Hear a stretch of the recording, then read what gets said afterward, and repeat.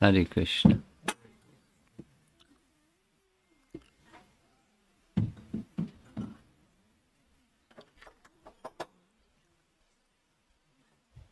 Is there anybody new here that needs an introduction to who the Six Goswamis are? Everyone's been around a while. You need to know? You don't know? Oh. You know who is Krishna, right? And you know who is Lord Chaitanya, right? So the Six Goswamis are in the line of disciplic succession following Lord Chaitanya, among the most important, singled out, wonderful representatives of Lord Chaitanya, empowered by Lord Chaitanya to do wonderful things, specifically re-establish the places of Krishna's pastimes. It was kind of mystical how they did that. And write books, because he instructed them and empowered them to write. That's particularly Rupa and Sanatan. And others were requested to assist Rupa and Sanatan.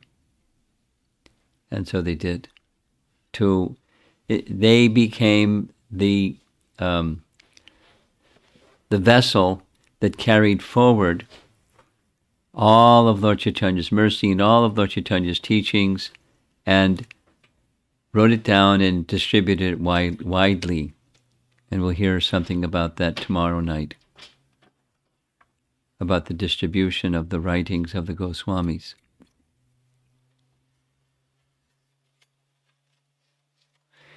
And each of them came from very special backgrounds. Rupa and Sanatan were brothers who were ministers in the government of the Nawab Hussain Shah at the time, major part of India at that time. And they had no interest in it. They left it. Very, very elevated government post with wealth and learning and this and that, and left it. Raghunath Das was from the Majumdar family. We'll hear something about the wealth of the Majumdar family. But, like the Birla family, one of the wealthiest families in India at the time. And he was the only son. And it meant he was to inherit all the wealth of his family, his father and uncle. And he had no interest in it. But he had amazing interest in Lord Chaitanya. And as you see, so there he's the one we're going to speak about. The painting that you see illustrated here, can everybody see okay? Would it be helpful if the lights in the front went down? Is there some way to make the lights in the front?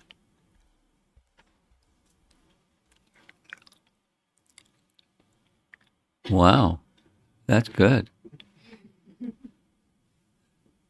That's good, real good. Okay, great.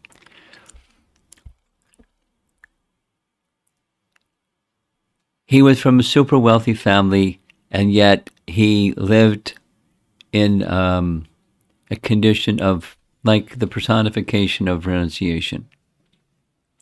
The painting here specifically is Rupa Goswami taking rice from the place where it was discarded, where from the, so prasad of Lord Jagannath is first offered to the various devatas inside the temple. They're offered to the brahmana, the priests, and then large quantities are taken to the prasad stalls, and what would not sell or be given away at the prasadam stalls, they would place it by the side of the temple for the cows to eat. That's where this painting is drawn from. See that black thing dribbling down? That's the water from the inside of the temple. So what the cows wouldn't eat because it was spoiled, that's what Raghunath Das gathered, washed with sufficient water so that just the hard, uncooked part inside would remain, and that was his food.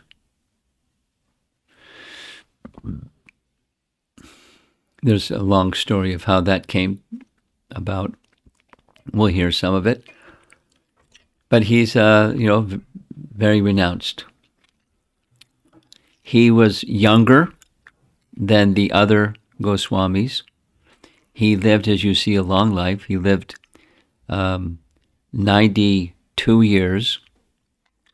And the breakdown of his life was the first 31 years were spent with his parents, and he was married and so forth. And we'll hear that story. And then for 16 years, he was in the constant association of Lord Chaitanya in Jagannath Puri. And for another 45 years, he was a resident at Radhakund in Vrindavan. And we'll hear about his life. We've been mentioning each evening that these personalities in Lord Chaitanya's pastimes have their spiritual identity also in Krishna's pastimes. And so each of them are manjaris, or gopis. They're assistants of Srimati Radharani. Raghunath Das is identified in Gora Deshapika as Rasa Manjari, Rati Manjari, and Bhanumati. It doesn't mean he had a body with three souls. It means he was carrying the bhava, or spiritual emotion and mood of loving service of each of them. And to us, one manjari is another manjari is another manjari. But one of the books that we mentioned yesterday by Rupa Goswami is a very, very detailed description of who are the associates of Krishna and who are the associates of Radharani in Vrindavan, with details and details and details about their age, their appearance, their mood, their service, their parents, their everything. So to those who are very refined in their understanding of Krishna Lila, each of these different personalities have somewhat different service and mood, but very dear to Srimati Radharani for sure. And he's best remembered, just like that painting shows, as he's the very emblem of renunciation. And Chaitanya Charitamrita writes like this: Raghunath Das Goswami was totally uninterested in material enjoyment, even from his childhood. So these are some of the outstanding features about his life. He's the Priona Acharya. Most of you know the meaning of that term. There's three aspects of knowledge within the Vedas: knowledge of the relationship of all things with the source of emanation, sambandha, and then acting in that relationship, abhideya, and the fulfillment of acting in that relationship is prayojana. So he's the acharya for the fulfillment of bhakti in its highest stage. He who teaches by his own example about the ultimate goal of life. Raghunatha Dasa Goswami.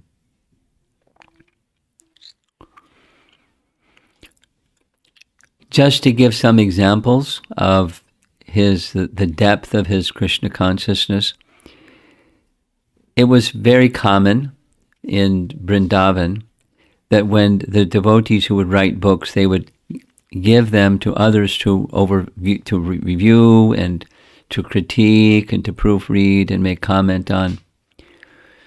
So when Rupa Goswami was writing Lilitha Madhava, he gave a copy to Raghunath Das to review and examine and ask for his feedback, any corrections, any modifications. And Lilitha Madhava, one of Rupa Goswami's books, was Lilitha Madhava. It's a drama that starts with Krishna's departure from Vrindavan. And it goes through all the exchanges and emotions and everything that everybody went through when Krishna left Vrindavan. And the emotion of separation is very strong and very moving. And as Raghunath Das was reading it, he was carried by that emotion. He was feeling the intense pain of separation of the residents of the gopis and the manjaris from Krishna. And so his health started going down and down and down and down and down. And the Vaishnavas became worried about him. So they went and told Rupa, he's reading the Lilitha Madhava, and he's losing it. So Rupa Goswami very quickly wrote another one, a nice funny one, the tax pastime, Danakeli Chintamani. And he said, Rupa, read this one. I want to do some changes on that Lilitha Madhava, so you please give it back. And he started reading the tax pastime book. It's much shorter. And it was very funny and very joyful, and he got his health back. In fact, he wrote a sequel. He wrote his own tax pastime book. So it just, his heart was so moved by all of this.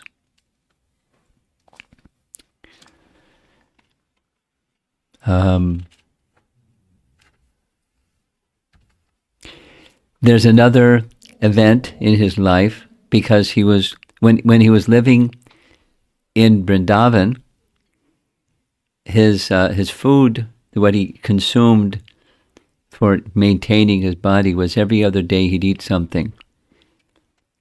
And that every other day something that he would eat was just a leaf cup of buttermilk, chash. And one time he became ill. They brought some doctor. The doctor diagnosed that he's been eating sweet rice. And they said, no, he doesn't eat sweet rice. So they brought another doctor. He's been eating sweet rice. And then another doctor. He's been eating sweet rice. And then Raghunath Das could understand what the problem was. The problem was that he was absorbed in a pastime where the gopis had made some sweet rice for Krishna. And when they made sweet rice for Krishna, there was so much, so they could take the remnants of Krishna's sweet rice, and the remnants of Krishna's sweet rice was being distributed to the gopis, and then to the gopis to their manjaris, and he was eating the sweet rice as a manjari, and he got a stomachache from eating too much sweet rice.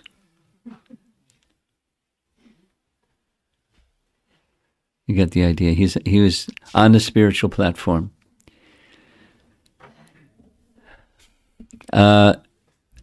Similarly, when he was residing at Radhakund, that was his place of residence for 45 years. And wow, that light from the outside is going around on the ceiling. Can you close the door? Thanks. It stopped.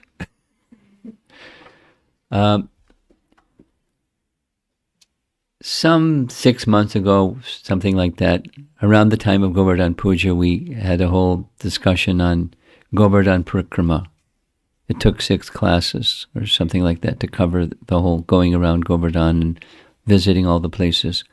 So one of those places we visited was a place called Sakhi Sthali.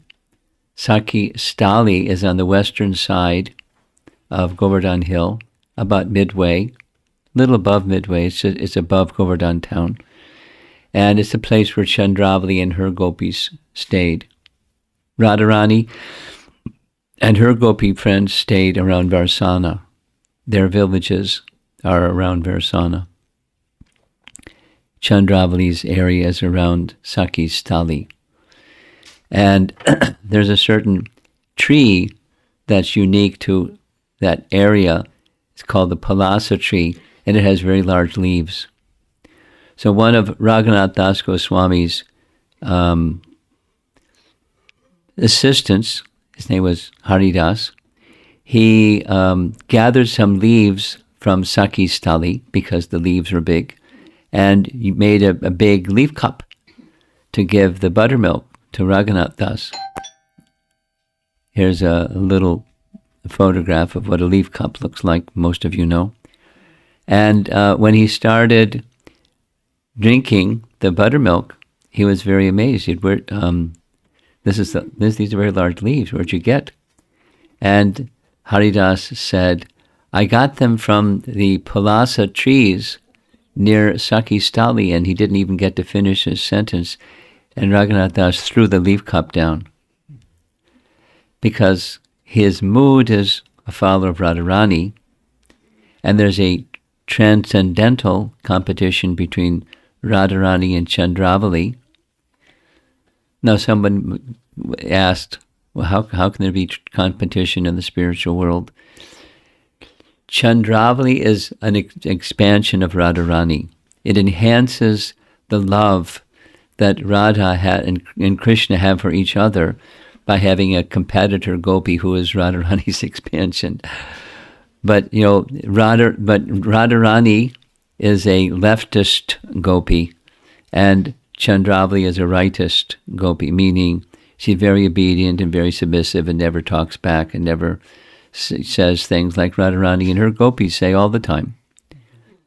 It's there's a Sanskrit term for it, that the kind of mood that they have. So Raghunath Dasa Goswami, in his spiritual identity and in his bhava, his mood of loving service to Srimati Radharani, he's in the Radharani's camp. And so that these leaves were taken from Sakhi Sthali, he discarded it immediately. He said, never go there again. Never bring me milk, buttermilk from that place. It's just an indication of the platform that he was on, loving service platform. A statement found in Chaitanya Charitamrita about Raghunath Das is, as elevated as he was on the internal side, on the external side he was amazingly strict, exactly like lines on a stone that were his regulative principle vows. There's a classic example spoken about him or written about him, that he lived to be 92. When you're 92, you can't get around like you can when you're younger. But he kept his vows anyways. So because he lived at Radhakund, something he would do daily, he would visit all the temples and pay his obeisance. There's many temples, and pay his obeisances at those temples. But when he paid his obeisances, it was prostrated obeisances, and he couldn't get back up. So others would come and see him lying on the ground. And, they wouldn't want to disturb him, but when they saw he couldn't get up, they helped him get up and said, you're such an advanced devotee, you don't need to do this. And it pains us to see you stretched out on the floor like this. He would say, yes, yes. And then go to the next place and pay his obeisances. Because he was very strict, even at his old age. One of the commitments he made also was obeisances to Vaishnavas. And he would do this Dandibats Parikram around Radhakund. This is Prabhupada speaking in Bombay, in a room conversation, not a class. Raghunatha Dasa Goswami showed how to live in Radhakund. He was circumambulating Radhakund, falling down, making a mark. That is Radhakund Vasi. Not only counted holy names, but offering obeisances so many 100 times. So much vairagya he showed. He can take bath in Radhakund. First of all, do like Raghunatha Dasa Goswami. It was a conversation about, is it okay to take bath in Radhakund? And there's a lot of understanding about that history. The history goes very simply. In 1975, Prabhupada brought a group of devotees to Vrindavan. And in the morning, every morning, he would give a class at Radha Temple in that courtyard on the side. Now there's no longer a courtyard. It's something else, a structure there. And there's nice photographs of the devotees assembled and hearing nectar devotion. His nectar devotion, or Bhakti Rasamrita Sindhu of Rupa Goswami, but Prabhupada's rendering of it. And one of the places he took them during the daytime was Radhakund. And when he took them to Radhakund, they started bathing in Radhakund. But when they were bathing in Radhakund, they were splashing around and playing like, young, healthy American men will do. And he was very disturbed and said, no more bathing in Radhakund, because it must be done so respectfully. He didn't say do it respectfully, just said no more bathing in Radhakund. And it was like that for some years. And after petitioned, finally he said, you can bathe in Radhakund only if you get permission from your spiritual master. And that was the rule. And then it was, if you want to bathe in Radhakund, you have to have the humility and commitment of spiritual practice like Raghunatha Dasa Goswami. So now we'll begin discussing some things about his life. As mentioned already, he was the only son of one of the wealthiest families in all of India at the time. And the Prabhupada gave some figure of how many, what was their wealth, their annual income. And then you multiply it by whatever the multiplier is for today. And their annual income, his father and uncle, their annual income was something between $3 and $4 million per year. And he was the only son due to inherit. And here's this image that you see on the left side. This is Yadunandan Acharya. That's a drawing of Yadunandan Acharya. And Yadunandan Acharya was an intimate disciple of Advaita Acharya. And Yadunandan Acharya, also received blessings from Vasudev Datta. Vasudev Datta saw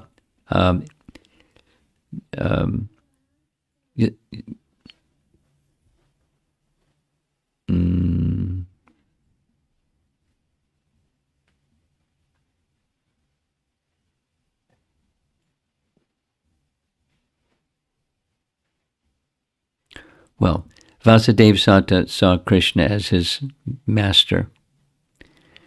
And Balaram Acharya was Yadunandan Acharya's disciple. And they both lived nearby, in a village nearby where Raghunath Das lived. Raghunath Das was the son of the Majumdar family. You see that at the end there.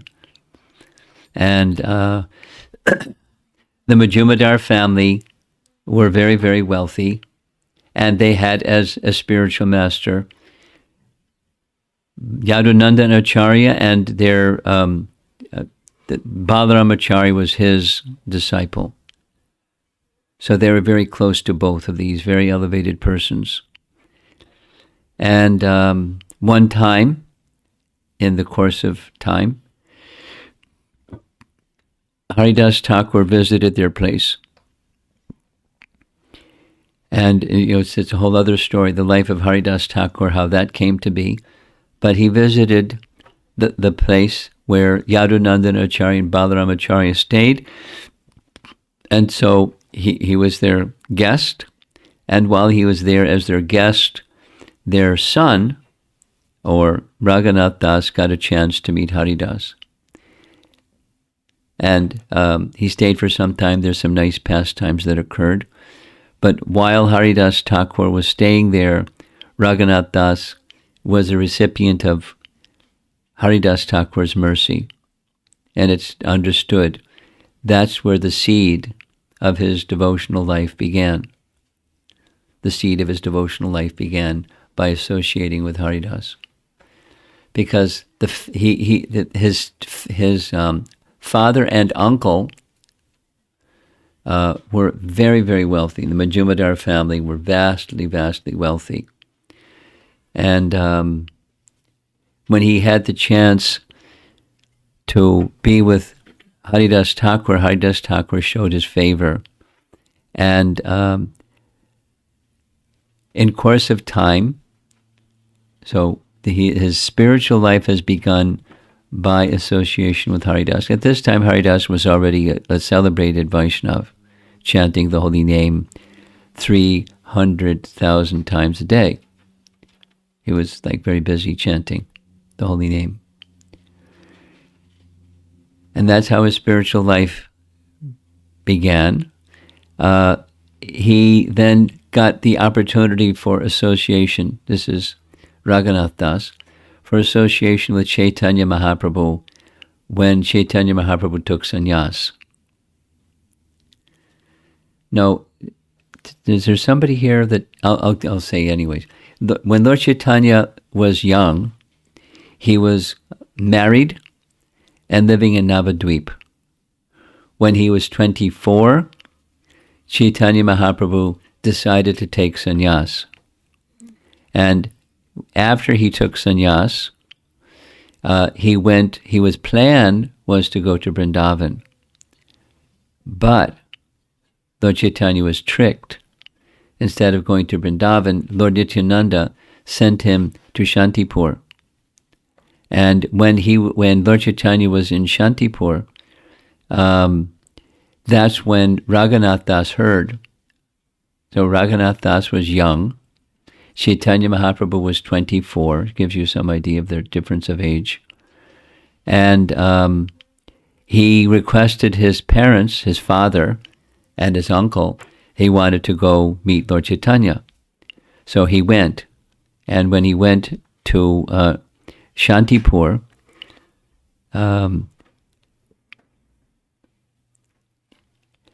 Advaita Acharya, who lives at Shantipur, Advaita Acharya gave remnants of Lord Chaitanya's prasad to Raghunath Das. He was just young, very young. And for the period of time that he stayed, he got the remnants of Lord Chaitanya's prasad.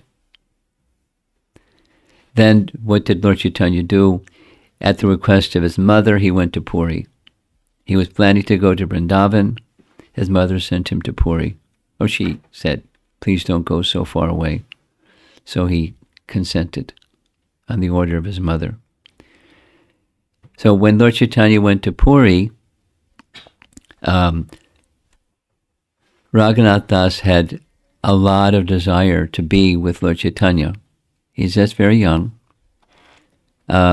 And his father and uncle were vastly wealthy, and he had no interest in their wealth.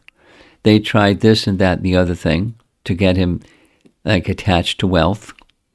They got him married to a very beautiful girl, and he just didn't have any interest. At the second time, when Raghunath Das was 19, he met Lord Chaitanya for the second time. And that's when Lord Chaitanya was planning to go to Vrindavan from Puri, but he made a little detour. He went through Bengal instead of going right to Puri, right to Vrindavan. He met, as we heard yesterday, the day before, he met Rupa and Sanatan, who advised him, don't go to Vrindavan with thousands and thousands of followers. You should go alone or with one assistant. So he was heading back for Puri. When heading back for Puri, Lord Chaitanya stopped again at the house of Advaita Acharya. And when he was there at the house of Advaita Acharya, that's where Raghunath Das got his second chance to meet. Now his father didn't want him to go because he wanted to be a materialist. I mean, not an atheist, but a materialistic worshipper of Krishna. Because there are such people, having more interest in the material side and not so much interest in the renunciation side. So his father finally consented, and then Raghunath Das went to where Lord Chaitanya was at Advaita Acharya's home in Shantipur, and he arranged for some private meeting. So this is his first personal interaction with Lord Chaitanya, and he poured out his heart. I want to be with you. I'm not interested in this materialistic way of life that my parents and my uncle have for me. I want to be with you. And Lord Chaitanya spoke with him, according to Chaitanya Charitamrita, like this: calm yourself and return home. Don't be foolish. It takes time to cross the ocean of material suffering. Don't make a show of monkey renunciation simply for other people's benefit. Enjoy the worldly life in a moderate way without attachment.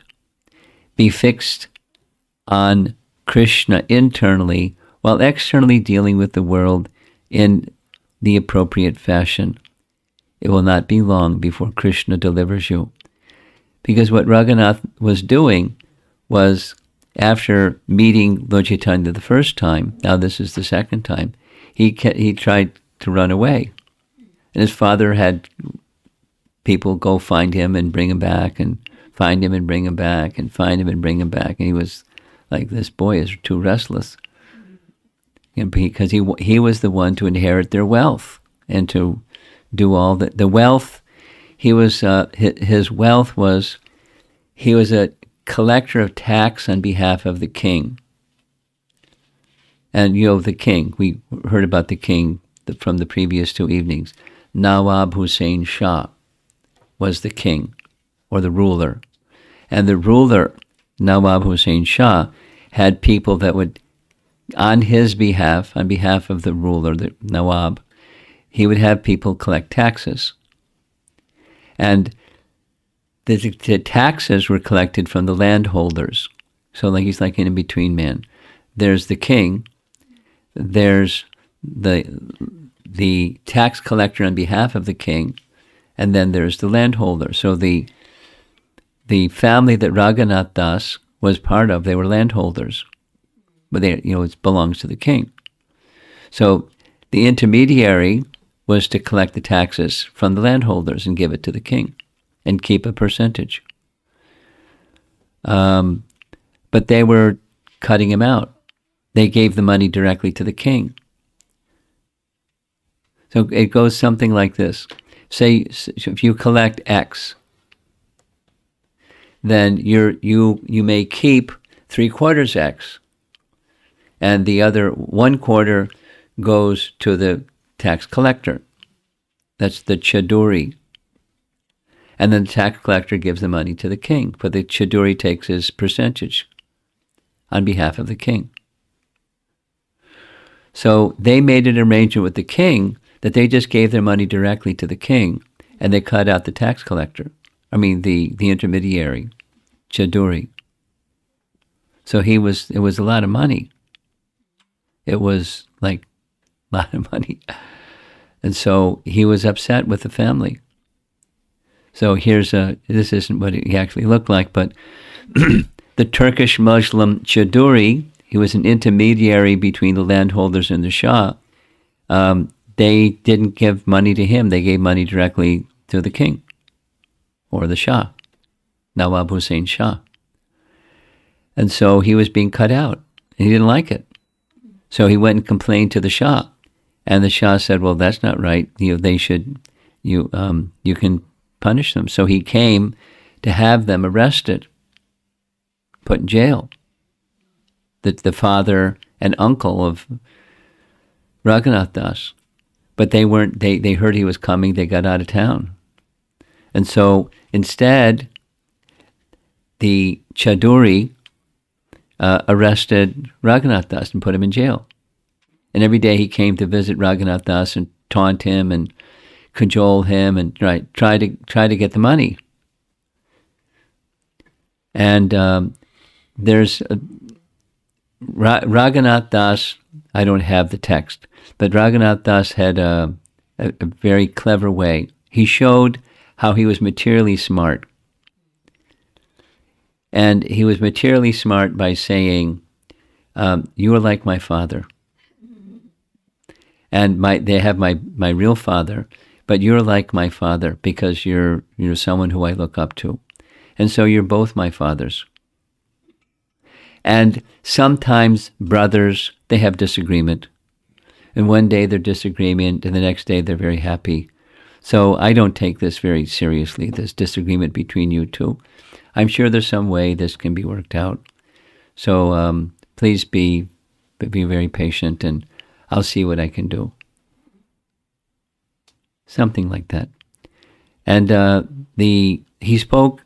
His manner of speech was so eloquent and elegant that the chaduri began to cry and said, "I accept you as my son. All I want is my money. And if you can make this arrangement, then everything will be nice. And otherwise, I'll have to put your father and uncle in jail." And so he worked it out. There was diplomacy. Worldly life requires sometimes, for people who want to get into it, some kind of diplomacy. He showed. The point is, he showed he was very capable, because this man, the chaduri, was very heavy and had the authority of the king behind him, or the Shah behind him. But he just, worked it out very smoothly, and everything was made nice. The point is, in this pastime described in Chaitanya Charitamrita, he had the skill. Lord Chaitanya told him, "Be like you're an ordinary person, just don't be attached to it." And in your heart of hearts, you're with Krishna, and you do your worldly thing, and in the course of time, you'll become freed.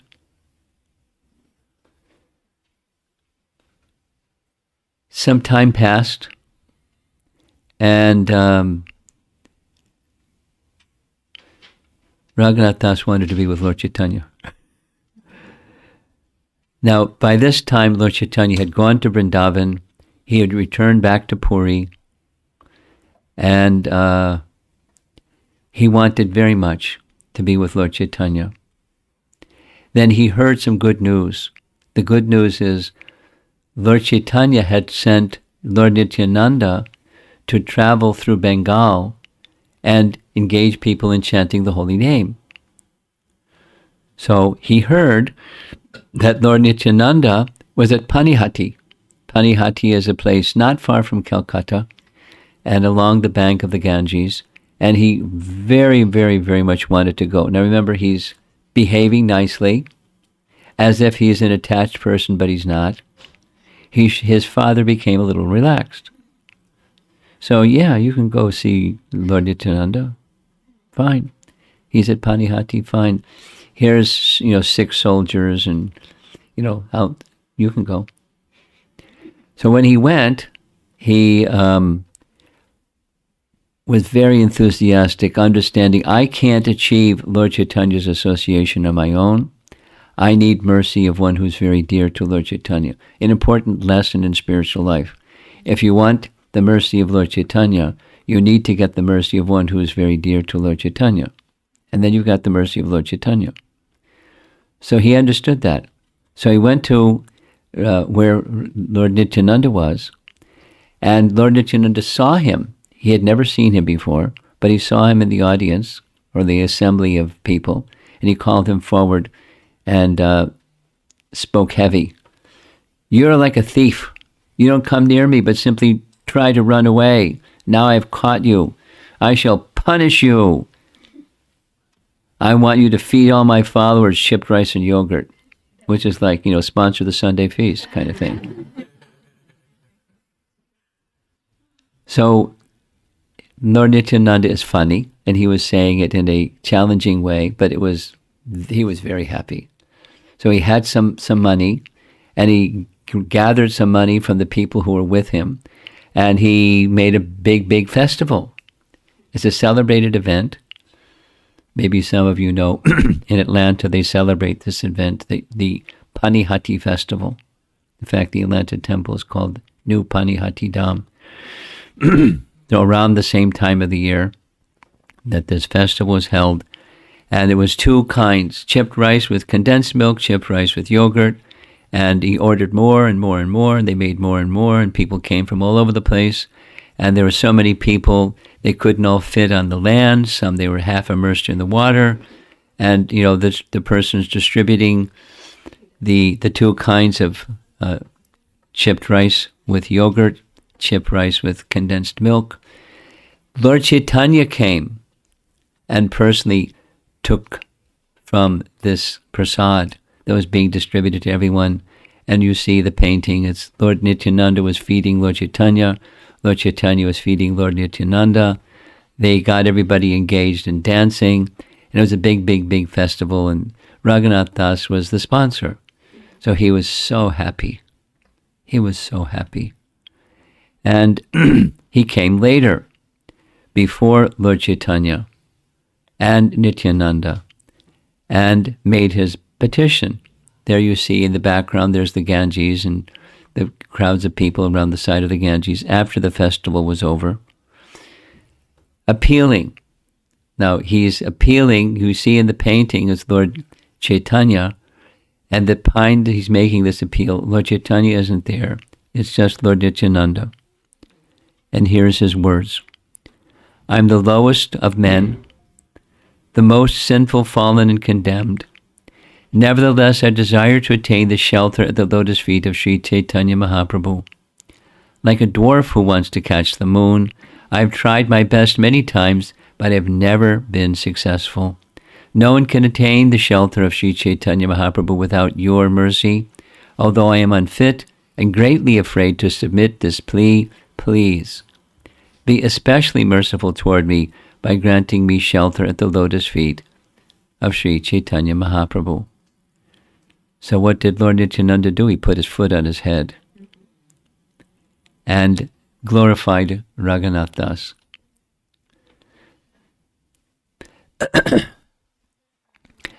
Raghunath emotionally asked Nityananda through Raghava Pandit how he could possibly gain freedom from his material entanglements and obtain the association of Mahaprabhu. Nityananda placed his foot on his head and then spoke. You arranged this feast on the banks of the river, and Mahaprabhu was merciful to you and came here himself to enjoy it. He blessed you by accepting the offering of chipped rice and yogurt. Then, after watching the devotees dancing, he took prasad in the evening. Lord Gauranga came here just to deliver you And now he has removed any impediments which remained. He will turn you over to Sarup Damodar, and making you his confidential servant, he will keep you by his side. Go home now and forget your worries. You will soon be able to go to the Lord without any difficulties. Now, in our line of Lord Chaitanya, it happens again and again, and this is one of them, that the association, the long-term association of Lord Chaitanya comes by the mercy of Lord Nityananda. You've maybe heard this saying, if you want the mercy of Krishna, you have to get the mercy of Radharani. To get the mercy of Radharani, you have to get the mercy of Lord Chaitanya. To get the mercy of Lord Chaitanya, you have to get the mercy of Lord Nityananda. To get the mercy of Lord Nityananda, you approach the Jaghais and Madhais of the world. You've got the mercy of Lord Nityananda, then you get the mercy of Lord Chaitanya, then you get the mercy of Radha, and you get the mercy of Krishna. Dominoes. So Lord Nityananda is giving this benediction, and it's, there was some trickery involved. And if you remember 2 evenings ago, I said we'd speak about this transcendental trickery thing. It's not meant for us. Sometimes devotees think, oh, we can do transcendental trickery too, but it's not meant for us. So what happened was, he tricked Yadunandan Acharya. Remember the drawing here. Yadunandan Acharya had responsibility at the Majumadar's home to take care of the deity worship. And it was at night, and the pujari who was supposed to do the deity worship was unavailable, and he was in anxiety because you have to be punctual with the deity worship.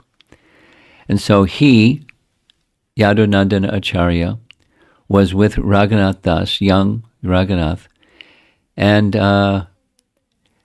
he was considering what to do. Sunrise is going to come soon, the deity has to be worshipped. Raghunath Das, being very expert, and Yadunandan Acharya, knowing he's very expert, said, I'll take care of it. You can take rest.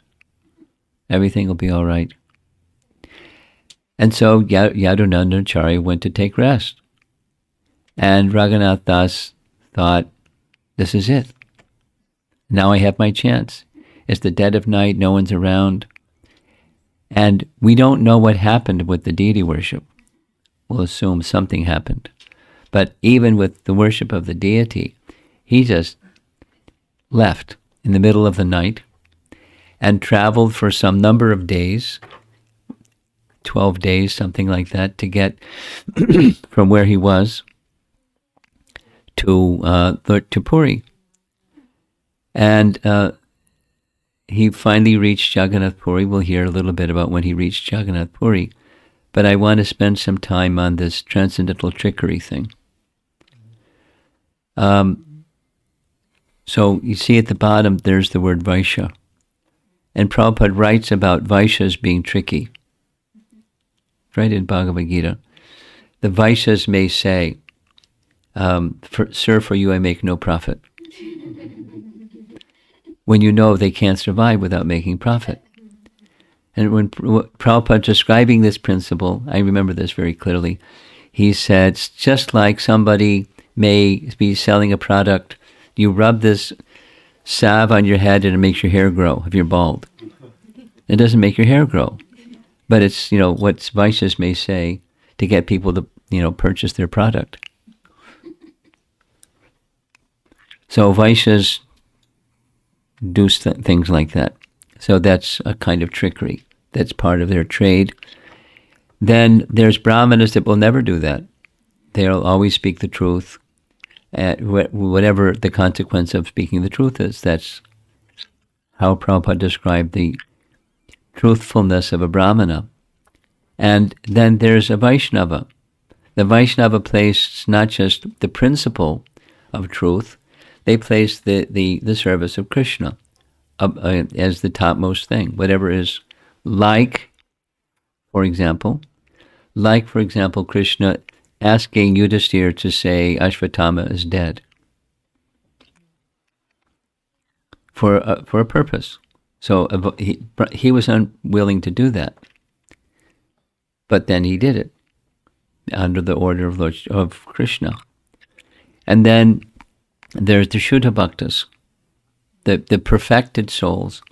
And the perfected souls, like Raghunath Das, and as we heard the other day, as Sanatana Goswami was doing to get freed from the shackles of Nawab, he told the jailkeeper, tell this story that's not true. And here's 7,000 gold coins.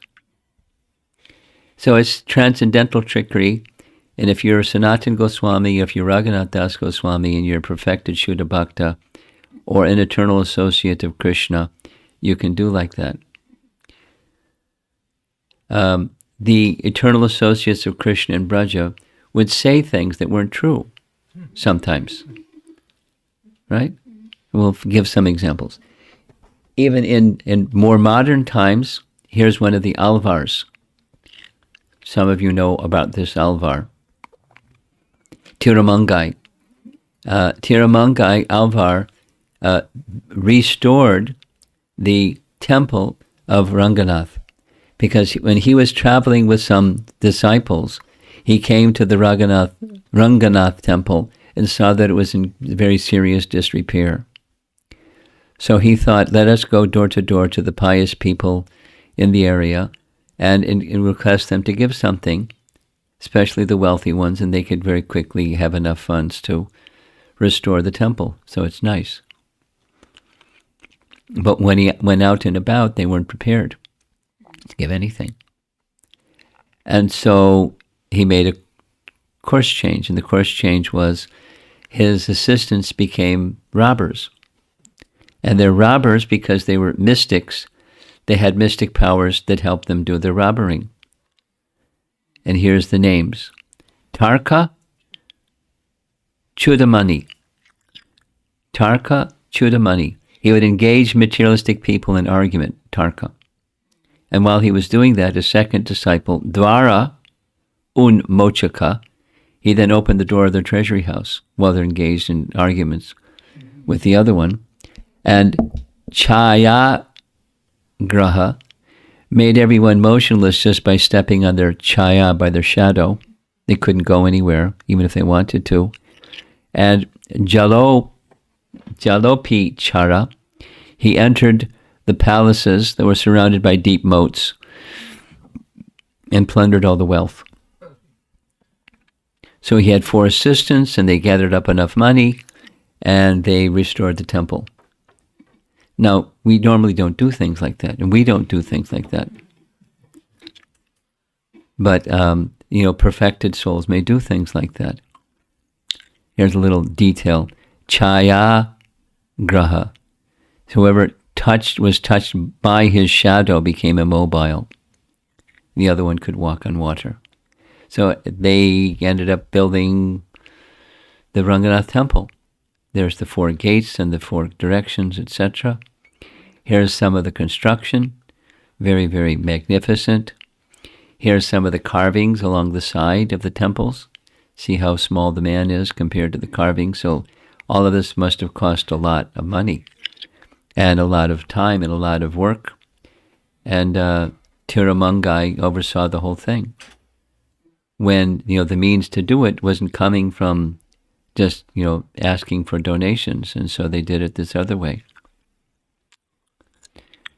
Here's a nice example from a writing by Vishwanath Chakravarti Thakur of how the Surya Dev deity was established. Now, when we made this Vrindavan Yatra, virtual Vrindavan Yatra, we discussed this past time. But it's an example where Radharani was not straightforward. She told stories. But it was transcendental. And it was very, very lovely. So the story goes like this. Krishna was so much absorbed in his pastimes with the gopis that he didn't even notice that his flute fell from his waistband. That Lilitha saw, and she picked up the flute and started chastising the flute and said, "You're hard, you have holes, you grow from the mud by the side of the river, and you have no qualification at all, but you're tasting Krishna's lips all the time. I'm going to teach you a lesson. I'm not going to return you to your master. You'll see." And she hid the flute in her braid. But Krishna didn't notice. The next day, Krishna was engaged with Radharani by the side of Radhakund. There's a little place where they would engage in activities together. And they were having some gambling. Now, we don't gamble. But Radha and Krishna were gambling. They had some game, and she wagered and he wagered. So the first 3 times she won. The first time when she won, she wanted Krishna's pearl necklace. So he was very happy. "Give her my pearl necklace." And then the next time she won, she wanted Krishna's Kaustubha gem. So he gave very happily. See Radharani decorated with his Kaustubha gem. And the third time she wanted his flute. And they went to look for his flute. He couldn't find his flute. So he was like, "All right, where's my flute? Madhu Mangal, you're a Brahmin. You please produce my flute, wherever it is. You do the mantras." And he chanted his mantras. This is all Krishnadas Kaviraj Goswami's writings. This could be Vishwanath Chakravarti Thakur's writings. And Madhu Mangal said his mantras and the flute didn't come. So Krishna said, "You're a Brahmana, you must be able to find out where the flute is." And he went into a meditation and said, "The gopis have it." So Krishna started examining each one of the gopis, and the last one to examine was Radha. Meanwhile, Lilitha passed the flute along to Radha and put it in her braid. So he checked everyone out, and it was time to check out Radharani. And just when he was to check out Radharani, one gopi came, "Look out! Jatila with Katila. She's headed for Surya Kund to make sure that that's where Radharani is. Let's go quickly." Because they weren't in the right place at the wrong time. And so they started scurrying off. Right in the middle of this pastime, Radharani's got the flute in her braid. Krishna hadn't checked her. And they ran quickly to Surya Kund because Jatila's coming. That's her mother-in-law. And there's Jatila, Katila going. There's Radharani and her gopi friends. And Krishna's with Madhu Mangal. So it's 3 groups of people all converging to the same place. Krishna just happened to cross the path of Jatila. But Krishna had then gotten himself in a different costume. Not his cowherd boy costume, but a Brahmin costume. And she asked, "Where are you going?" "Oh, I'm going to Surya Kund." "Oh, I was happening to go to Surya Kund also. I'm a Brahmin, I can do the Surya Puja for you." "Oh, very good." So then, when Krishna got there, there's details. When Krishna got there, he had Radharani pay obeisances to him. When Radharani was paying obeisances to him, Krishna manifested himself as the Surya deity in front of where the Surya deity should be, where the altar is. It was Krishna as Surya Dev. So this is how the Surya Dev deity came to be.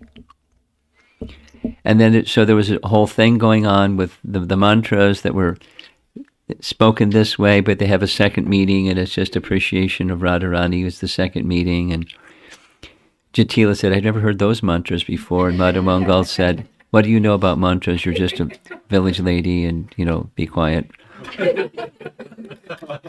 And the puja was finished, and Jatila said, Radharani, you should pay your obeisances before the pujari, the priest. So as she was paying her obeisances, the flute fell out of her braid. And Jatila saw it. She picked it up. What's this? And Radharani told a lie. She said, the other day I was at Govardhan Hill, and this flute came bouncing down the side of Govardhan Hill, and I saw it. I knew whose it was. It's that debauchee, Krishna. And, my plan is, next time I go to Jamuna River tomorrow, I was going to throw it in the river, finished. And Jatila said, good news, I'm going to the Jamuna River myself. I'll take the flute. So Krishna wanted his flute back. So he had to figure out a clever way to get his flute back. And Jatila said, Radharani, you have to give some nice gift. I see you're wearing a nice pearl necklace. Give it to the pujari. So Krishna got his pearl necklace back. And then Krishna said, good news, Jatila. Just tomorrow I'm planning to go to Mathura. So on my way to Mathura, I'll pass by the river Jamuna, and I can find some place and just discard it for you. Oh, thank you very much. So Krishna got his flute back. And all this is the story of the Suryadev deity and how the Suryadev deity became manifest. It is non-different than Krishna. But in all of this narration is the eternal associates of Krishna aren't bound by the same strictures that we are. They sometimes say things that aren't true. Though the flute was bouncing down the side of Govardhan Hill, and I saw it, I knew whose it was, that bad person, and Krishna saying, "Oh, I'll take care of it. I'll throwing it away, no problem." And this is all. So this is deception for the pleasure of the personality of Godhead. This on another the platform of morality and rules and so forth. The vidhis of proper conduct are for worldly people, and the transcendental people. It's not like they've got another set of rules. They have one rule, and that is pleasing Krishna. So that's the transcendental understanding of all of this. Here's a nice verse from Padyavali. There's the Sanskrit at the top. One day, Radha told Krishna, "You are the very treasure of my existence, but your flute has robbed us of all our virtues, our chastity, our religiosity, and our observance of social etiquette. Indeed, this Murali has ruined our lives. If I ever get the chance, I will grab that flute and throw it into the Jamuna, and you will never see it again." Always remembering Radharani's threat, Krishna would hide the flute under his cloth when he would fall asleep in a kunj. But one time, Radharani got her chance. And there's a nice painting. I meant to put it here. I didn't. She approached Madhava stealthily like a cat, taking care that her ankle bells did not tinkle. She slid her golden bangles up her arms lest they jangle, and kept her eyes on his in fear that he might wake up. She slyly stole the flute from his lap while he was sleeping. Now this is a verse from Padyavali. Now you don't steal somebody's flute. You don't stealthily this and that. But it's a transcendental. If you're an eternal associate of Krishna, then these are things that go on. You get the idea. All of this was just an explanation of something that came up the other day of Raghunath tricking. And Prabhupada's explanation is very simple. I mean, if you have the right qualification and there's only one purpose in your life, and that is to fulfill the purpose of Krishna, then that's transcendental behavior. And may to the worldly yardsticks look like trickery, but it's Krishna's pleasure. Okay, so that's a detour. Now we're going back to Raghunath. So Raghunath Das traveled from 12 days. He was fasting most of the time. When he got to Puri, he looked bedraggled. He found out where Lord Chaitanya was, and Lord Chaitanya immediately accepted him and said some funny things. He said some heavy things about Majumdar family. That, they're wallowing in stool and the material sense gratification. Fortunately, you've escaped. And he said, I can say these things because of our relationship. So normally we don't say those things. But Lord Chaitanya spoke those things. And he then accepted Raghunath Das. And he placed Raghunath in the care of Swarup Damodar. So for the 16 years, Raghunath Das didn't speak directly to Lord Chaitanya, but he spoke through Swarup Damodar. So through Swarup Damodar, he asked Lord Chaitanya, now that I'm in your association and pursuing the renounced order of life, what are some principles I should live by? Please give me some instruction. So here's Lord Chaitanya's instruction for a renunciate. Do not listen to gossip, nor engage in gossip yourself. You should not eat very palatable food, nor should you dress very nicely. Always chant the holy name of Lord Krishna without any expectation of honor. Offering all respects to others, mentally render service to Radha and Krishna in Vrindavan. Now this was an instruction that fit Raghunath Das's mood and his service and his life, and he followed it. There's some details which I'm not going to go into because of time, but for when he initially was there, his father and uncle asked, where's Raghunath? They went to the devotees were going to Puri. Shivananda Sain was taking the devotees to Puri. Is he here? No, he's not here. So they went ahead to Puri, and there he was with Lord Chaitanya in Puri. They reported it back to his father. He sent 10 people, 5 guards, and 5 people just to do anything he wanted, personal servants, and a bunch of money. And then he would regularly send him money, so he would not have any needs. So Raghunath Das accepted the money and fed the Vaishnavas with the money. He didn't use it for himself. And after some number of days, 8 days, something like that, he stopped sending invitations. And Lord Chaitanya said, what happened? And he said, Raghunath Das was feeling bad. He's getting money from materialistic people and using it to feed the Vaishnavas. That's not good. So he stopped.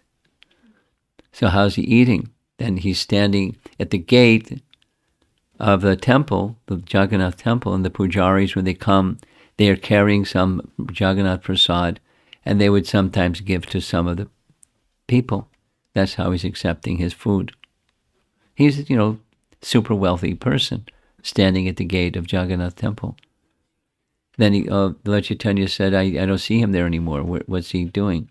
He felt like a prostitute, thinking, this person gave some the other day, maybe that person. So he stopped that. What's he doing? He's going to the stalls where they give away free food to the pilgrims. And then he stopped doing that.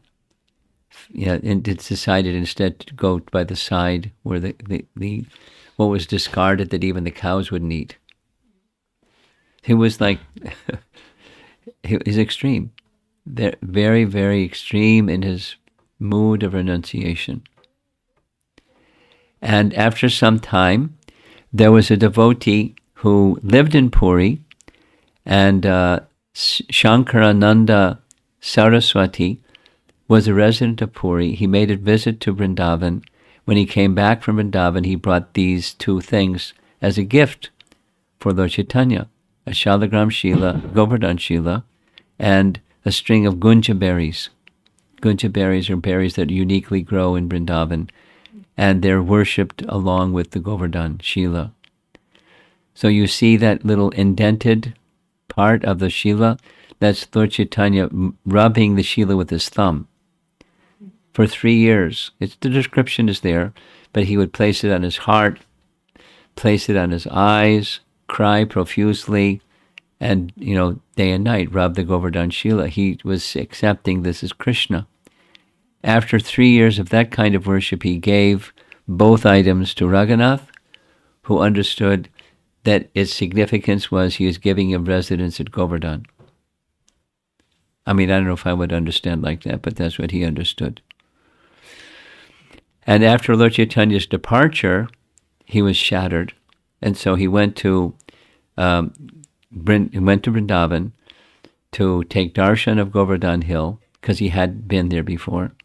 He paid his respects to Rupa and Raghunath, and his plan was to jump off Govardhan Hill and give up his life in a mood of feelings of separation. His mood was so strong that Rupa Goswami could understand and forbid him. You can't do this.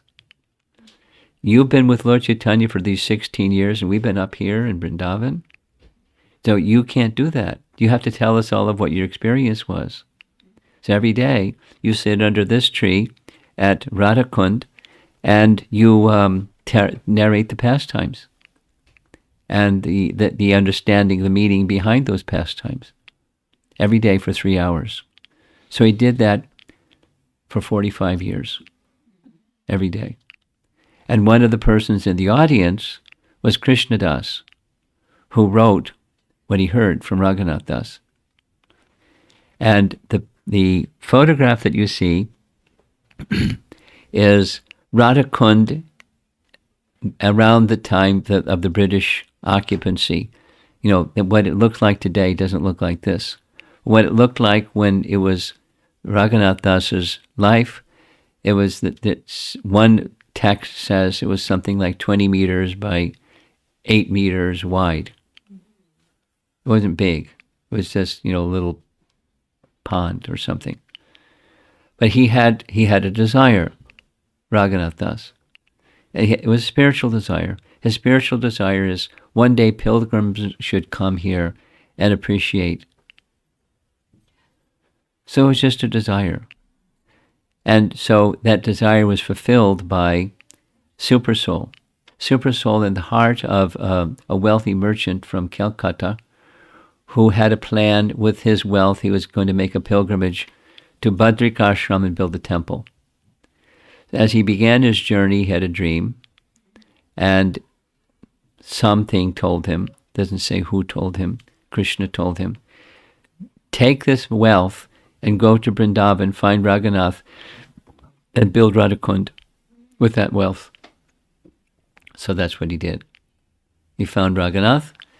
Raghunath, I don't need wealth, but if you want to help me, let's build this kund.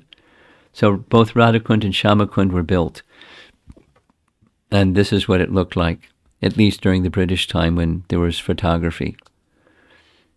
And in the course of excavating the kund, several things happened. One of them is the diggers found a deity of Radha and Krishna, very small, maybe 6-8 inches tall. And they immediately brought the deities to Raghunath Das. And Raghunath Das immediately accepted them as his worshipable deity. There's a temple on the side of Radhakund where the deity of Radha Krishna are worshipped. And every year when it's Julan Yatra time, that is the deity that comes first onto the swing, because they have a swing festival at Julan Yatra time, and they change the deities. It's a big, big function. And Radha Krishna are swung first. He wasn't a big book writer, but there are 3 primary books that he wrote that we are aware of. Stavavali and Sri Dana Charita, or that's the tax pastime. And then the Mukta Charita is the Pearl Pastime. Here's the cover of Stavavali. Just to give you some idea, there's one verse from one section where the section is Vilapa Kushamanjali, or prayers to Radharani in lamentation. Oh, restless girl. In the background, that's Varsana up on the hill. And there's Radhakund. Oh, restless girl, your lake is the eternal home of you and your beloved. My residence is there. There I stay. So it's very simple.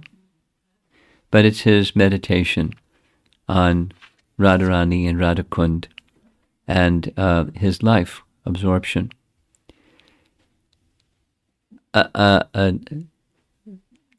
Another book that he wrote, Mukta Charita, that's this, remember, Rupa Goswami gave him a tax pastime book. It inspired him. He wrote his own. And it's very, very beautiful. Very, very beautiful. Very beautiful. And the Pearl Pastime, I'm going to narrate the Pearl Pastime for you. And a fourth book was Manashiksha. Manashiksha is just 14 verses, but it's very rich. And there's commentary, and it's wonderful. I'm planning, Krishna permitting, I'm planning to one day conduct a seminar on Manashiksha. And it's in the works. It's going to take some time. Here's the first verse. I'll read it slowly. It's Mana Shiksha, or instructions to his mind. Oh, my uncomprehending inner self, my dear brother, mind, I humbly prostrate myself before you. Taking hold of your feet, I beseech you, please, give up all pride and surrender fully to Sri Guru, to the spiritual abode of Brajadam, to the residents of Braja, to all the Vaishnava devotees of the Lord, to the Sattvika Brahmanas, to the holy name of the Supreme Lord, and to the ever-fresh youthful divine couple of blossoming beauty, Sri Radha and Krishna, and in this way quickly develop sublime attachment to them. And there's 14 such verses. And for a conclusion, here's the little simple summary of Mukta Charita, and that's the Pearl Pastime. And the scene of the Pearl Pastime is Krishna trying to get the gopis to give him some pearls so he can make pearls for his favorite gopis. And the scene opens at Malyahari Kund. This is a photograph of Malyahari Kund. There's some little village children by the side of the Kund. And in a moment it's going to move. That's what the Kund looks like today. And when you look at that Kund, it just looks like an algae pond. But if you're Raghunath Das, you see Mukta Charita. And he describes the pastime. And the pastime the book begins in Dwarka, where Satyabhama asked Krishna, I heard that when you were living in Vrindavan, that you made a garden, and in a garden you grew pearls from pearl trees. Is that true? And Krishna smiled and said, yes. And said, can you tell me something about that pearl tree? So Krishna begins the narration. And one day, on the day of Diwali, in the month of Kartik, Srimati Radharani and her gopi friends were assembled at Malyahara Kund. And so I went to them and I made a request. You're making pearl necklaces. Can you give me some pearls so I can make pearls necklace for my two favorite cows, Hanksi and Harini? And there you see Lilitha with her hands on her hips. Radharani's in the background having her spokespeople speak on her behalf. And essentially the message was, our pearls are too good for your cows. You're going to have to find some other pearls. And so there's a nice painting of Krishna with his two favorite cows. He wasn't discouraged. He went to his mother, Jasoda, and he asked his mother, Jasoda, for some pearls. And he told Mother Jasoda, what do you want pearls for? I want to grow a pearl garden. And she smiled and said, Gopal, that's not where pearls come from. Pearls come from the ocean. They don't grow on trees. And Gopal was being Gopal. Oh, I've gone with my father many times. He makes little holes in the ground, puts seeds in the ground, covers it up and waters it, and all kinds of things come out. I want to make a pearl garden. Can you give me some pearls? You know how little children can nag a little bit. So he was speaking like that, and finally she just smiled and said, sure, here's some pearls. Go make your pearl garden. So according to the Mukta Charita, he went by the side of the river Jamuna, and he wanted Madhu Mangal to get some milk from the gopis, but the gopis refused to give him milk. They just laughed. So he took water from the river Jamuna, he planted by the side of the river Jamuna, and after some time, the little shoots came out of the ground. And he was really pleased. And so he went to tell the gopis, look, look, look. The pearl garden is starting to grow. And they laughed. Third time, they laughed and said, that's not pearl trees, that's thorn trees. And they laughed and walked away. And he said, no, you'll see. You'll see. It's pearl trees. And sure enough, after some time, very quickly, it became a pearl tree. And Krishna was really pleased. Come see my pearl tree. They looked at his pearl tree and they said they were astonished. How did you do this? But being very competitive, the gopis couldn't be outdone by Krishna. So they wanted to make a better pearl garden than Krishna's pearl garden. So they took some of their pearls and they wanted a lot of pearls. So Radharani approved. They went to the storeroom of their parents and got some extra pearls and planted their own pearl garden. But they didn't just use Jamuna water. They used milk and milk products and yogurt and this and that. And out of the ground came little shoots. And they wanted Krishna to see, this is our pearl garden. It's going to be better than your pearl garden. And Krishna laughed, said, that's not pearl trees, that's thorn trees. And sure enough, after some days, it was thorn trees. And now the gopis are in big anxiety because they took some pearls from their parents' storeroom and now they have thorn trees instead of pearl trees. What to do? Meanwhile, Krishna had so many pearls. He made necklaces not only for his two favorite cows, but all the cows of Nanda Maharaj, and that's a lot of cows. And there were so many pearls. He made necklaces for all the peacocks in Vrindavan. And there's so many pearls, he made necklaces for all of the monkeys in Vrindavan. You'll see in the picture, they have pictures of them. And the gopis were in big anxiety. You got all these pearls, and we got to get some pearls put back in our storerooms of our parents. So, but we've laughed at him. We ridiculed him. That wasn't nice. Now we're going to go ask him for something.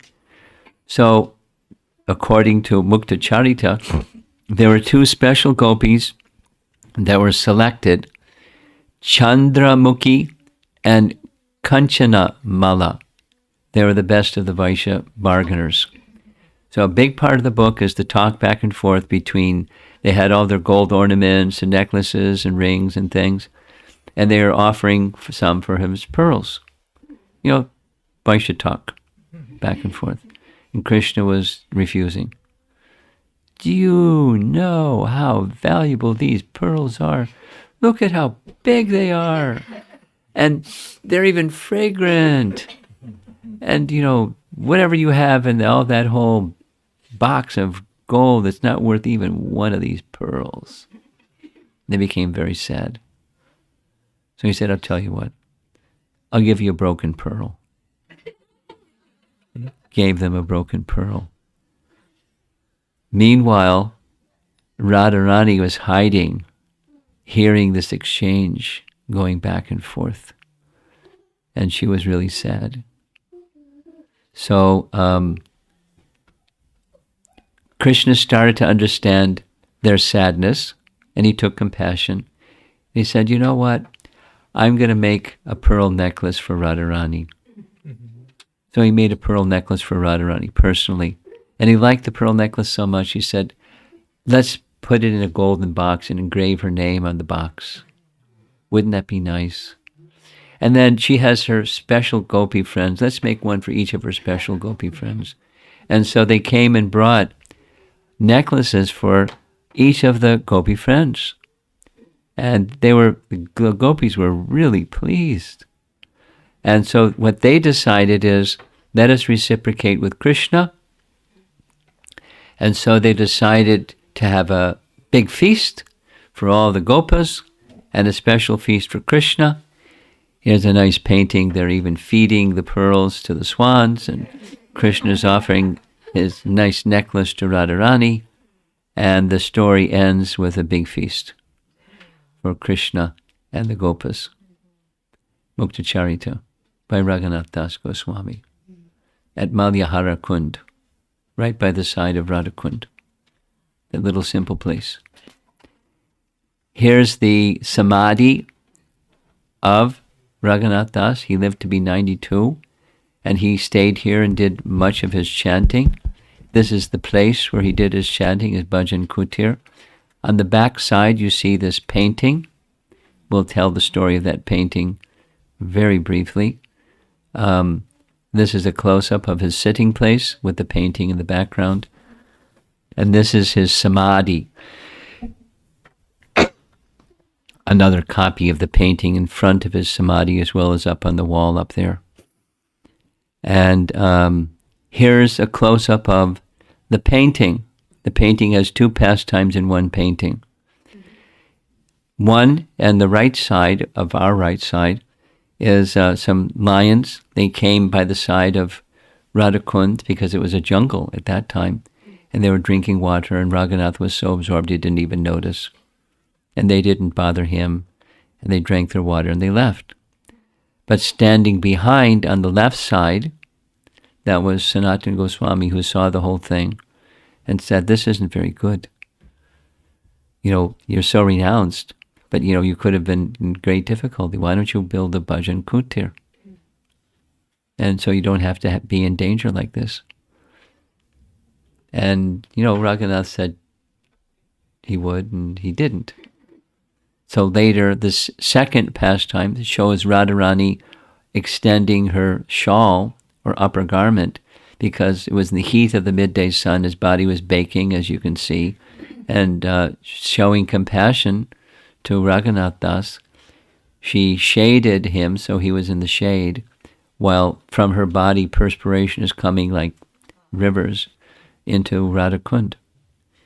And watching the whole thing in the background is Sanatana Goswami. After some time, when the heat of the midday sun was gone, Radharani left.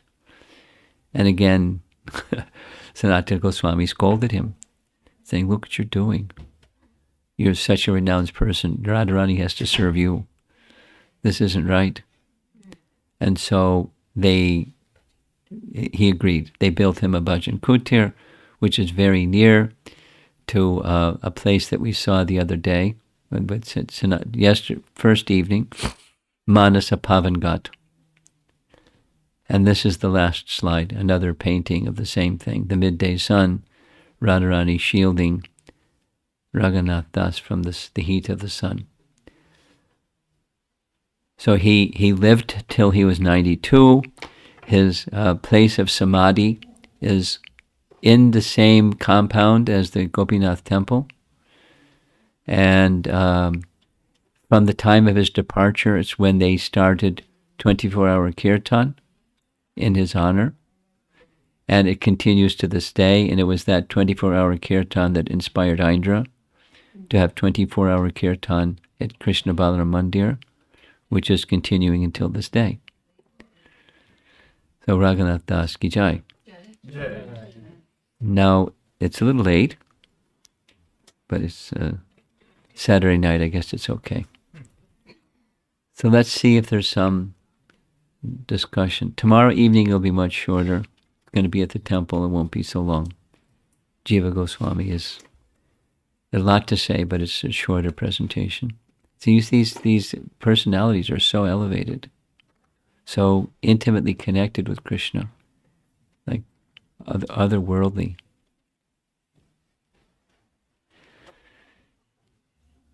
Any thoughts or comments? It's okay. Yes, on. Our host back there, have you been able to see all this? Were you watching on your little handheld device, or you were able? You could see? Okay. Yeah, okay. I'm just teasing him. And you have any thoughts or comments?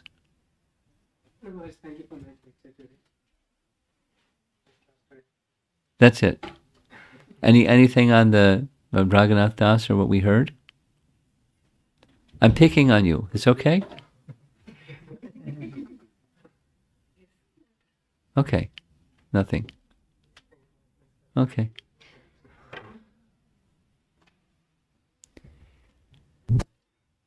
Yes, there's something over here. It's real simple. I speak louder. No, but there are people that are remote, and you're not that loud. Oh. Hare Krishna Maharaj. It was very, very nice presentation. I loved it. Especially when you show Radharani's presentations, I really, go somewhere else. I feel that I'm somewhere else. The one thing I wanted to ask you is, Raghunatha Das Goswami also composed this Govardhana Dasakam, right? Govardhana Dasakam. He composed one, and there are others that composed theirs. Yes. So why is it not specified in the... Because it's a smaller work. Okay. These are larger works. Books. Okay. An Ashtakam is not a book. So I listed the books. Oh. Not everything that he wrote. I mean, I mentioned one of a writing that he presented above the altar at Tarka. It's from one of his writings, but it's not in the book. Okay.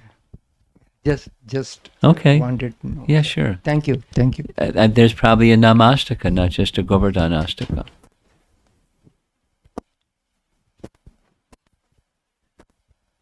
Hare Krishna Maharaj. Like when I do chanting in the presence of devotees, I can do easily. So, is there any chance we can have 24-hour kirtan in St. Louis? You're asking the wrong person. Blessings. Well, something like that can be done. But something like that is a little, to go from 0 to 100 is maybe not the best approach. Maybe you go from 0 to 50 or 0 to 25, like a 4-hour kirtan or an 8-hour kirtan or something like that. We do 4-hour kirtans every now and then. Yeah. We did 6-hour kirtan, but we shortened it to 4-hour kirtan. Yeah. So yeah. It's there. It's there every now and then. Okay, good.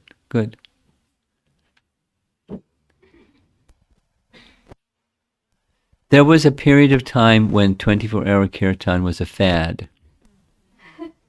And all the kids wanted to get involved in the fad. But what happened was it became reduced because it was people got wasted. They weren't able to do their regular service the next day, which wasn't so good. So it became, an extended kirtan, a 4-hour or 6-hour kirtan like that. But there's no harm. And when there's the inspiration from a number of people, then it becomes easier. Anyone else?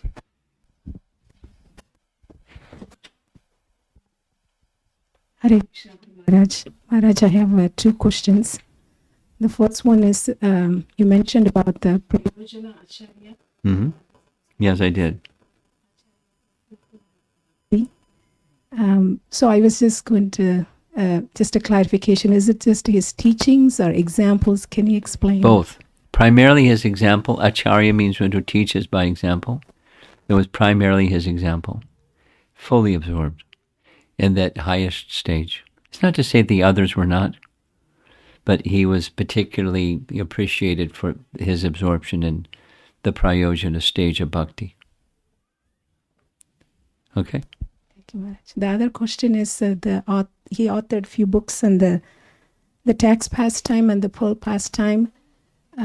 Was he, how did he get that? Realization. Yeah. It's called, the Sanskrit term is sva rasaki. You'll find the term in Brahma Samhita, and it's the way Bhaktisiddhanta describes it is a jubilation of the heart. The pastime would be enacted within his heart, and he would see the pastime and enter into the pastime. Thank you, Guru Maharaj.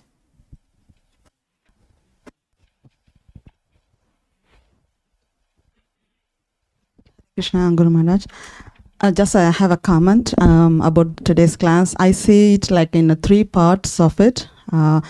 It was very nice hearing this Pearl Pastime and Surya Kund Pastime, which we really enjoyed, everybody. And then the second one I see is we got instructions also. Like you talked about the trickiness, Vaishyas, who can do and what is why they are doing it, like depends on the purpose, all those instructions also was there. And the third is Raghunath Dasa Bhakti, deeper Bhakti. I feel like whenever, for myself, if I feel like about great or pride or proud comes to my heart, just listening to the 6 Goswamis, it just makes us like, okay, this is a bhakti, it's a deeper bhakti. So it helps a lot to grow more on this bhakti path and to their sincerity and the deeper bhakti. So it helped a lot today to understand. So it was very mixed, nice. I felt like the class today. Thank you, Maharaj, for that. I'm looking, while she's talking, I'm looking at the list of his writings that I have in my computer. And the 3 primary are the books, and then there's many others. And this Astakam, that Astakam, the other Astakam. And some other prayers and things. Okay?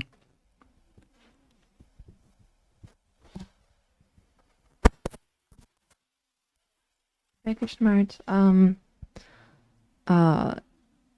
There is a deity, right, that represents the Prayojana? Gopinath. So is that one related to Raghunatha Dasa Goswami? He was a lover of the gopis, but the deity of Gopinath was found and worshipped by someone else, and they established a temple for him, which wasn't where Raghunath just stayed at Radhakund. He just stayed at Radhakund. So the Gopinath deity was found by Madhu Pandit, and when we did this Govardhan Prakrama, we spoke about Madhu Pandit's life and his finding of the deity by Vangsivat, etc., etc. And Raghunath was not directly involved in the worship of that deity, but one might say, reasonably, as the Priona Acharya, his devotion went to Gopinath, the Lord of the Gopis. not necessarily to the deity form of Gopinath, because his deity was Radha Krishna by the side of Radhakund. I have Okay. another question. Yeah. So he's the Priona Acharya. Is there any significance in that he is so strong in his renunciation? Because sometimes we hear that renunciation can be an obstacle in bhakti as well. But his wasn't artificial. The renunciation can be an obstacle if it's artificial. We heard, for example, the first evening about Sanatana Goswami and his moving in the direction of renunciation. And Lord Chaitanya approving of his getting rid of his nice woolen blanket or chadar that was given to him by his brother-in-law, and taking a torn quilt instead. Not that that's like cool or something, like, dungarees that have a tear in the knee or something because it's fashionable. But he was moving in the direction of renunciation, and that was approved by Lord Chaitanya. And Raghunath was moving in the direction of renunciation, but it wasn't artificial. It didn't interfere with his devotion. It was just part of his devotion. Vairagya, Vidya, Nija Bhakti Yoga. These are words by Vrindavan Das characterizing Lord Chaitanya. Vairagya, Vidya, Nija. Nija means his own. Bhakti Yoga. That's Lord Chaitanya. His bhakti and the followers of him were in this Vairagya mood, generally speaking. Even though some of them, this is a little left field, but Pundarik Vidyanidhi, for example, had enormous wealth. Or Shivananda Sain had substantial wealth. Vasudev Dutt had substantial wealth and he gave it all away. Anyway, there's details and details about Lord Chaitanya's associates, but it's not an impediment if it's just a subset of one's natural devotion. It's not like he was afraid that he would become entangled. It was just his mood of devotion, decreasing and decreasing and decreasing and decreasing.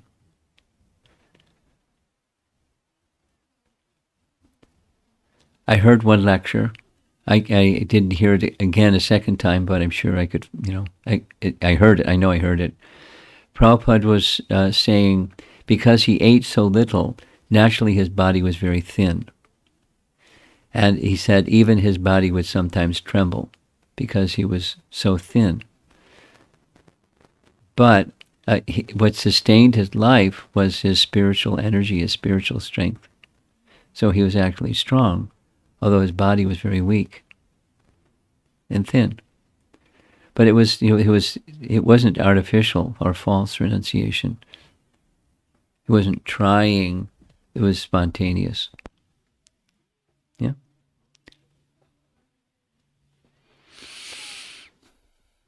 Anything else? You have something online. All right. Satyavrata Das asks, Hare Krishna, for us, our spiritual master is everything. We know Guru Bhakti is Krishna Bhakti. Then, to get Krishna Bhakti, why do we have to pray to Lord Nityananda, Lord Chaitanya, and Srimati Radharani separately? Well, we don't separately. We do as part of the prayer to the spiritual master. Is the spiritual master is the via media to those personalities. So the spiritual master encourages us not just to take shelter of the spiritual master, but to take shelter of these transcendental personalities. That's the transparency of the spiritual master, through whose mercy we get this elevated association of these perfected personalities. Lord Nityananda, Lord Chaitanya, Radharani, etc.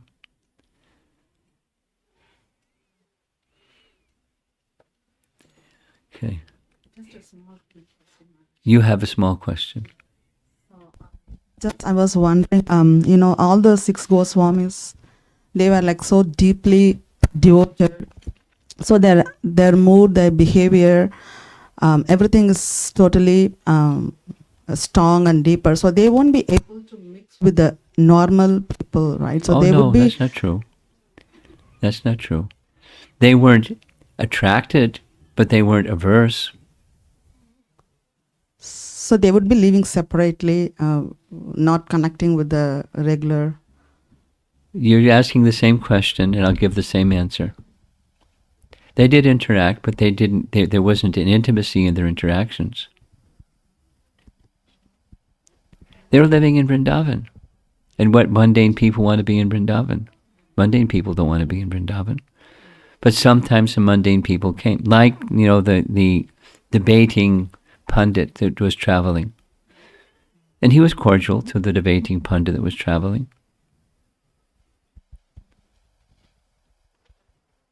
He didn't intimately associate with him.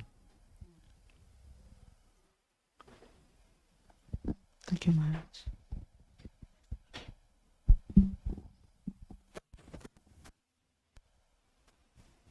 Hare Krishna, Guru Maharaj. I have a follow-up question on chanting. So yesterday you beautifully described realizing Krishna in the heart in the poetic lines of Rupa Goswami.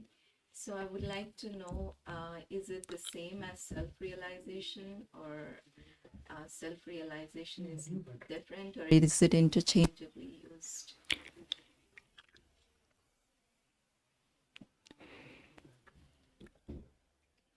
Let me try to be clear with the question you're asking, because what you wrote is a little different than what you just said, but that's okay, because you made it concise.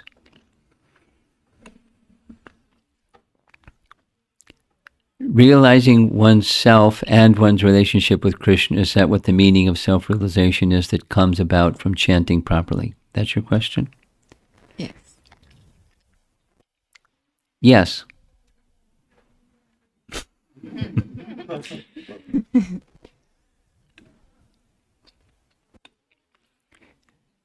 On several occasions, Srila Prabhupada explained or likened, using an image of the rising of the sun. And when it's dark of night, there's no light, you can't see yourself, even if you have a mirror. But when the sun rises, you can see yourself and you can see the sun at the same time. Gradually, both the sun and yourself can be seen more clearly gradually. So chanting is a means of awakening, cleansing and awakening. Cleansing the coverings, misconceptions, etc., the dirty things from the heart, and then awakening the dormant propensity for loving Krishna.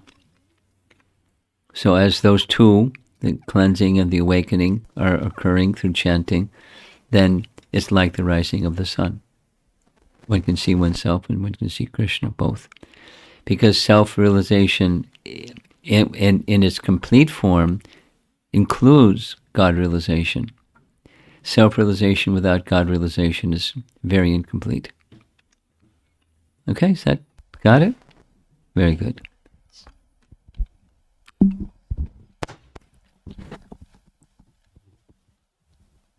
Hare Krishna Maharaj. Sorry, maybe I'm asking this question, maybe my lack of understanding or something, but try to. My question is. Keep speaking into the microphone, please. You're doing fine. Just speak into the microphone. Because you start waving your hand around, getting excited and can't hear you so well.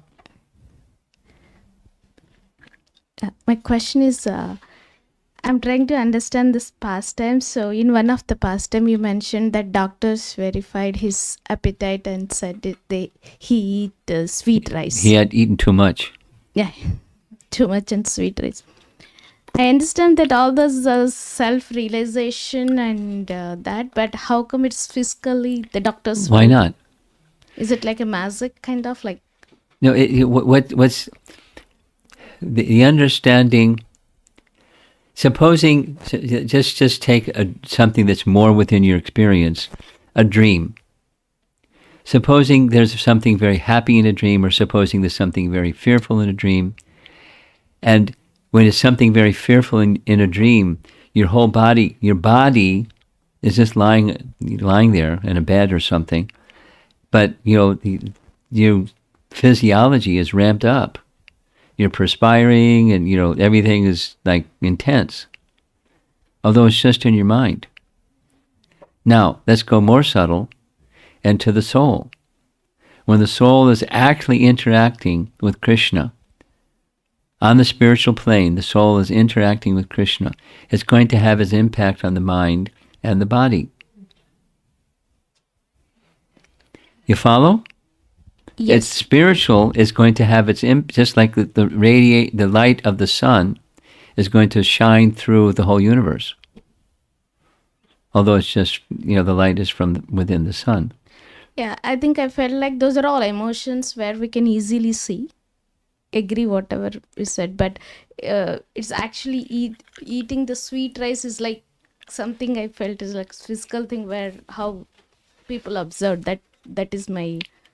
I'm trying to understand. Remaining like shivering and all those are mostly like Well, emotions. it's not. You're trying to understand something that's not within your experience, and that's the problem. But to understand the principle, although it's not within your experience, the principle is subtle affects the gross. We narrated this story yesterday. It's the same principle. Raghunath Das was experiencing a pastime between Radha and Krishna. And the pastime was a happy pastime. And all the gopis were laughing, and he was one of them, and he started laughing. At least externally, his body was laughter, because on the spiritual plane, he was with Radha and Krishna. It was very happy. And as he was laughing, it looked to the man who was passing by, he's laughing at me. But, that's the subtle affects the gross. Now, supposing, just fast forward, supposing you become a pure devotee. That day may come when you become a pure devotee. And eventually, the external body is no longer needed. The external body is given to the living entity because of desire or consciousness of being the enjoyer of the material. So you get a body with senses to reach out to the material and be the enjoyer of it. But supposing all that's gone, for a pure devotee, that's gone, but the body is still there. So the subtle is affecting the gross. And for that, on that basis, they didn't need to eat much, they didn't need to sleep much, because there's spiritual energy running their lives. And they could experience Krishna's pastimes, and it would be expressed in some way or another. It could be expressed some way or another externally. But the experience is inside, because the subtle affects the gross. As the mind affects the body, the spirit affects the mind and the body. The subtle affects the gross. That's the principle. And it's not in your experience. So don't try to put it through your processor. It won't come out. Just to understand the principle. Subtle affects the gross. Maharaj, maybe one more question. Yeah. In one of the pastime you mentioned Radha told a lie to her mother-in-law. So just it is like appearing like normal physical, normal in world also it happens like that. So, but how we can transcendentally understand that situation differently, or it is just pleasure of Krishna? How we need to understand? You lost me. I don't know what you're asking. Does it? Okay, in the pastime. Which pastime? I don't know which pastime. The Surya Day pastime. Okay. So she was asking when Radharani lied to her mother-in-law. Yeah. We see stuff like that happening in those relationships in the material world. So how do we perceive what Radharani did? Oh, you can't perceive it.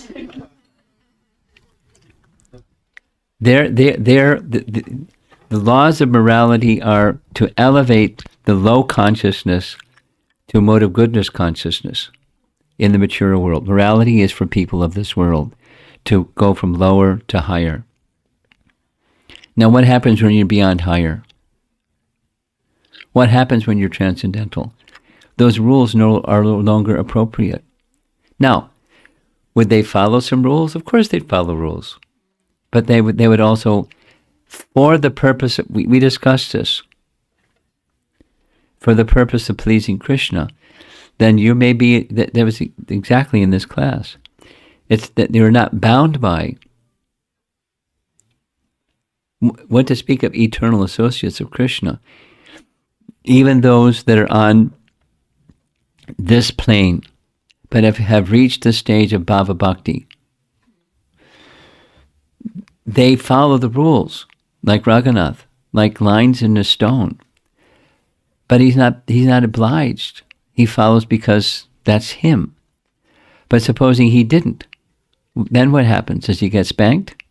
Or he's breaking a rule or something? It's, the explanation that Rupa Goswami gives us in Bhakti Rasamrita's Nectar of Devotion is those who are on the platform of spontaneous devotion, they'll follow, unless their spontaneous devotion spikes such that they don't do something that normally they would do, should do. But there's not a transgression. They're up here. It's not a transgression. If for somebody else, it's a transgression. Somebody that's down here. Is it clear? Should I say it again? Yes. Maybe please tell me a little differently, Maharaj. A little differently. One who's on the platform of spontaneous devotion, what to speak of the eternal associates of Krishna, prema bhakti, those who are on the bhava bhakti stage, when they're experiencing ecstasy, they may not do something that a regulative Prabhu, you and me, may do. They may not do. They may not do. Here's an example. Vamsidas Babaji. He's a person that lived during the time of Chaitanya Mahaprabhu. He worshipped his deity with a stick in his hand. And he would shake his stick in his hand. You have to take this. And it was a loving exchange that we can't understand. We certainly can't imitate either. But, that was his platform. So Bhakti Siddhanta respected him and told his followers, don't associate with him because you won't understand him.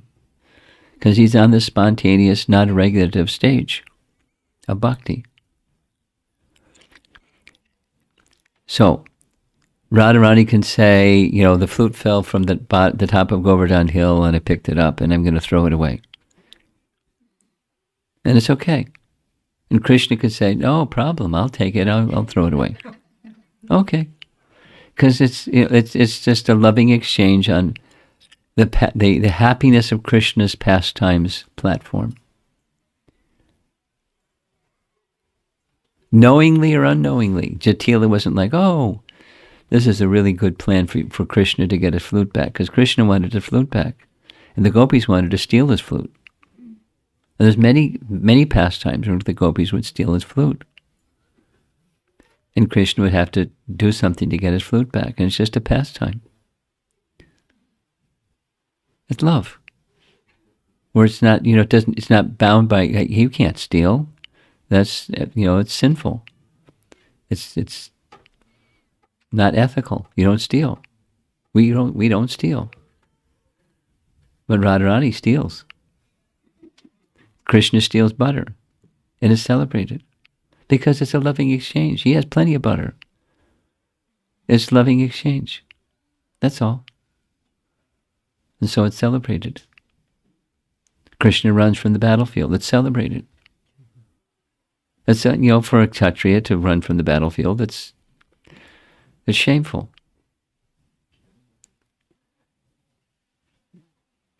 Okay, you got it. Thank you. Okay. I think we'll end. Thank you very much. Srila Prabhupada Ki Jai.